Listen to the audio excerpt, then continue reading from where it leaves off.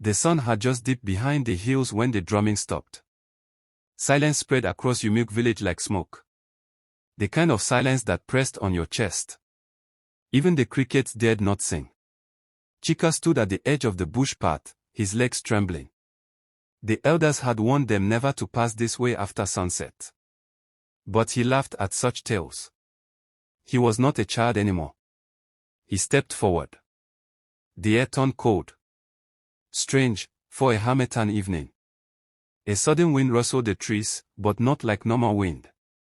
The leaves whispered. Not in breeze, but in voice. He is here, it seemed to say. Chika froze. Who's there? He asked, voice dry. He turned, but the path behind him had vanished. Thick mist rolled in fast, swallowing the village lights. Then he heard it. A low chant. Not of men. Not of women. Not of anything living. It came from the trees. Boom. Boom. Boom. Drums. Slow. Distant. Ancient. His heart pounded harder than the sound. Chika. He spun around. Nobody. Chika, why have you come? The voice was deep. Like it came from the ground. From the earth. From the bones below. He ran. Branches slapped his face. Thorns bit into his legs. He didn't care. He just wanted to get out. But the faster he ran, the longer the path stretched. And then he saw it. An old shrine. Broken and covered in moss. In front of it stood a tall figure. Dressed in white. Face hidden behind a carved wooden mask. The mask of the ancestors. The figure raised a hand. Chika couldn't move. You have walked where only the dead may tread, it said. I didn't know, Chika stammered. The figure tilted its head. Lies, it hissed. You were warned? Suddenly, the earth shook. The ground cracked. And hands, dry, bony, cold, rose from the soil, grabbing Chika's feet. No. Please. The masked figure stepped closer. The ancestors are watching. The sky turned black.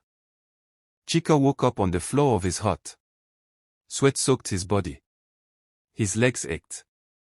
His arms were scratched. His feet were dirty, like he had really been running through the bush. He sat up quickly. Was it a dream? Outside, the rooster crowed. Morning light filtered in through the window. Everything looked normal. Too normal. He stepped out. Villagers moved about like nothing happened. Mama Nkechi was roasting corn. Elder Okoro was mending his fishing net. Even children played by the stream. Chika's heart slowed.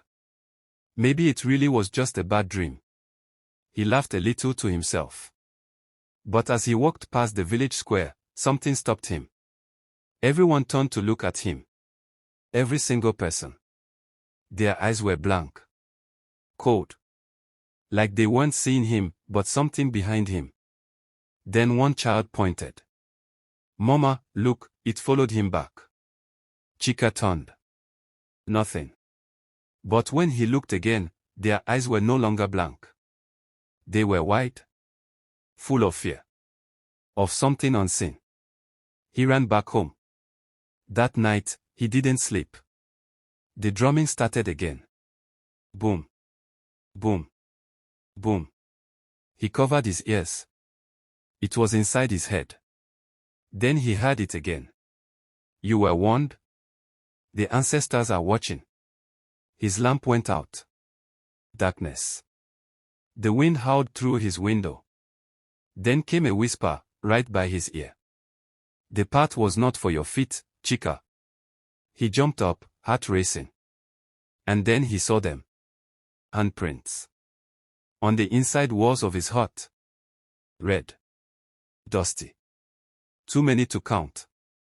They weren't there before. Chika stumbled back.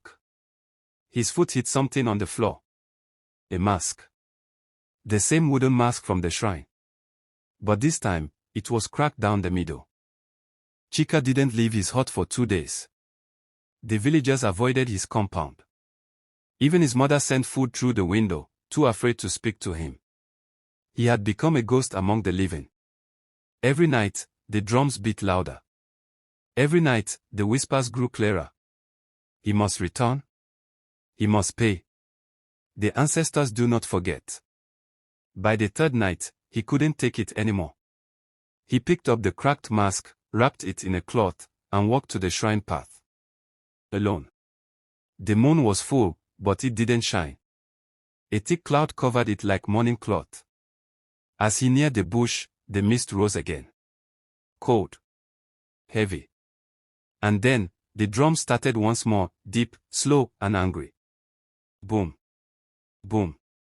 Boom. Chika walked faster. At the place where the path disappeared before, it now split open into a narrow trail lit by fireflies. He followed it, each step pulling him deeper. The shrine stood just as he remembered, old, broken, and cursed.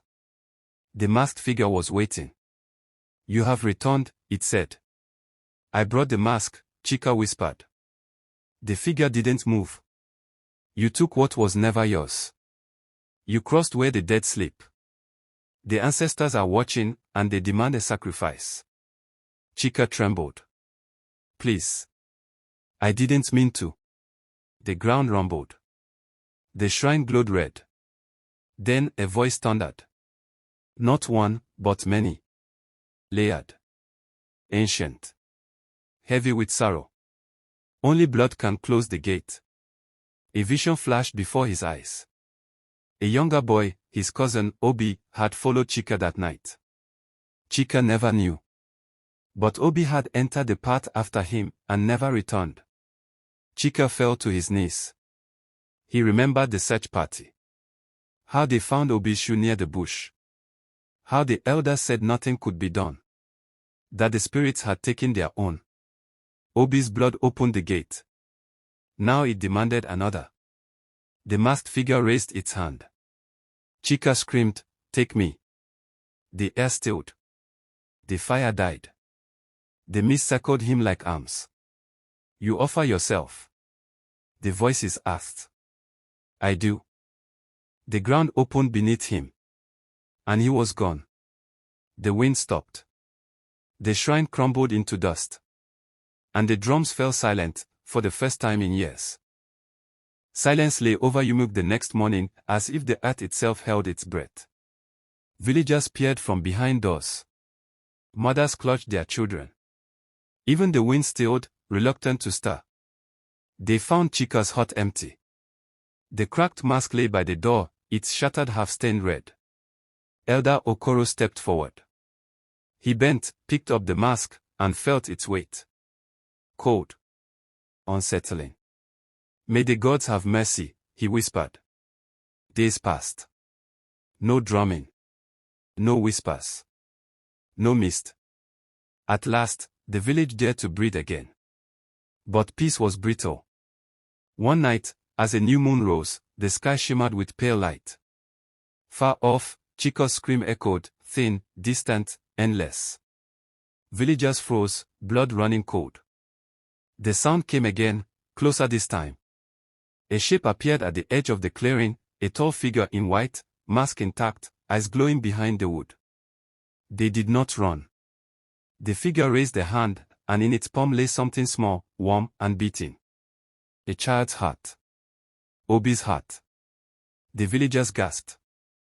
The figure dropped to one knee and placed it on the ground. Flames erupted in the earth, dancing like torches. Where the fire burned, the soil glowed. Faces formed in the embers, women with hollow eyes, old men with long beards, children whose lips moved but spoke no words. The ancestors had come. Balance is restored, the figure intoned. But the watch is eternal. The faces in the fire turned toward the village. Their gaze passed through walls, through souls. Judgment. Mercy. Both. Then the fire died. The shrine mask vanished from the figure's hand. The mist swallowed it whole. In its place, the shape of Chika appeared, pale and hollow-eyed. He looked at the villagers, and slowly, he smiled. I hear them, he whispered, voice distant. Watching, always watching. He stepped back into the woods. The mist closed behind him. The next morning, Elder Okoro led a new path through the bush, marked by carved stones and offerings of kola and palm oil. No one dared stray beyond. At dusk, the drums began again, soft this time, almost like a lullaby. Not the fearsome beat of old, but a steady pulse, a reminder. The ancestors were watching. And Umuokwe would never forget. Movie camera, thanks for watching. If you enjoyed, The Ancestors Are Watching, don't forget to like, comment, share, and most importantly, subscribe to the channel for more chilling African horror stories and thrilling tales. Tap the bell icon so you never miss a new upload. Let me know in the comments, what do you think really happened to Chika? Till next time. Remember, the ancestors are still watching.